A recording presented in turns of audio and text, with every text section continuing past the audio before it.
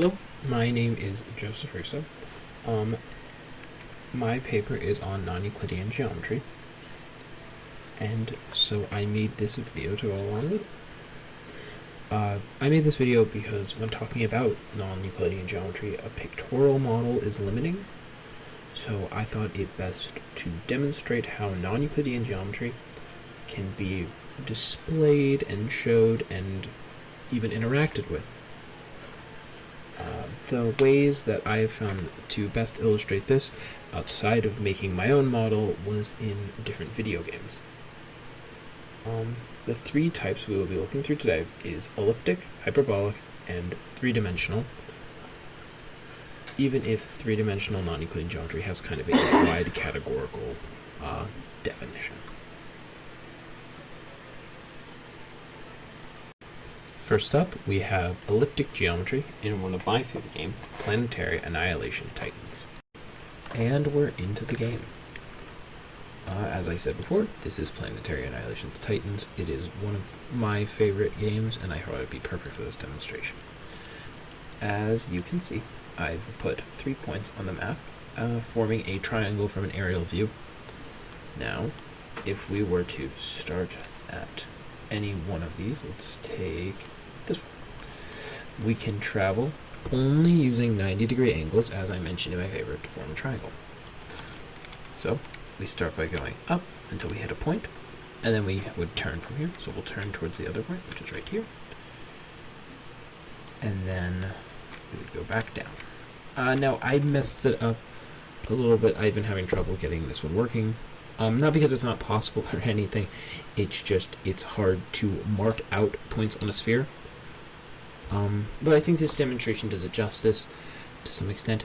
The biggest thing that this changes is that now we have rotated our view approximately 90 degrees.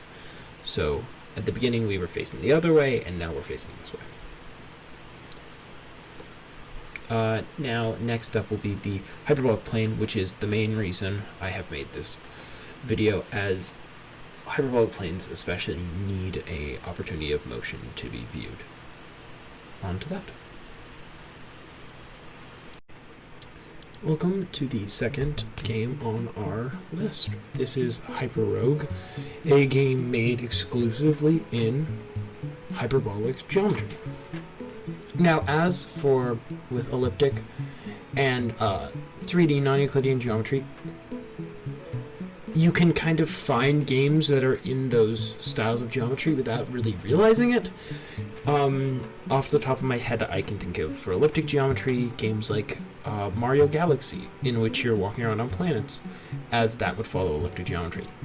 When it comes to hyperbolic geometry, you can really not find any games outside of ones that were specifically made for hyperbolic geometry. That being said, of the options, I was able to find this one, which is called HyperRogue. It is a roguelike game in hyperbolic geometry. Now, looking at this screen, it can seem a little bit confusing, but I'm going to do my best to walk you through it. So, within hyperbolic geometry, whatever is in the center is the largest thing when I'm, of course, viewing hyperbolic geometry, because everything actually is the same size. For instance, let's walk over to these little crystals right here. Looking at them, they are pretty big. They take up about one tile. Now, you look at the ones to the north, up here, and you may think that they are smaller, because, well, I mean, they look small. But walking towards them reveals that they are, in fact, the same size. Same can be said about the ones all the way over here. Now, this gives an idea of how hyperbolic geometry can be viewed, as the things that are the same size, as you kind of go out of the lens of view, become smaller. It's similar to a fisheye lens or something like that, although it is a lot odder than a fisheye lens, as this is just a way to view 3D or 2D space. And that's really all there is to hyperbolic space. and I will be back with 3D non-Euclidean space. Hello, and welcome into our final showcase of non-Euclidean geometry. For the last one, I have chosen Minecraft. To talk about 3D non-Euclidean geometry is a kind of broad topic, as there isn't really a very good formal definition or any kind of systems or like predictable ways that 3D non-Euclidean geometry happens. Nowadays, it just appears in blanket statements for when something doesn't make sense, for like if you have a portal or anything of that sense. Especially in the cultural zeitgeist, people calling random things in horror, especially online horror, 3D non-Euclidean, or just non-Euclidean geometry.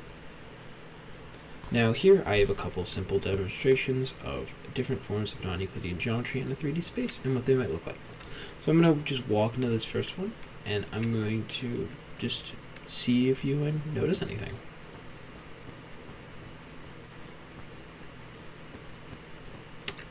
Did you catch that? Here, I'll go one more time around.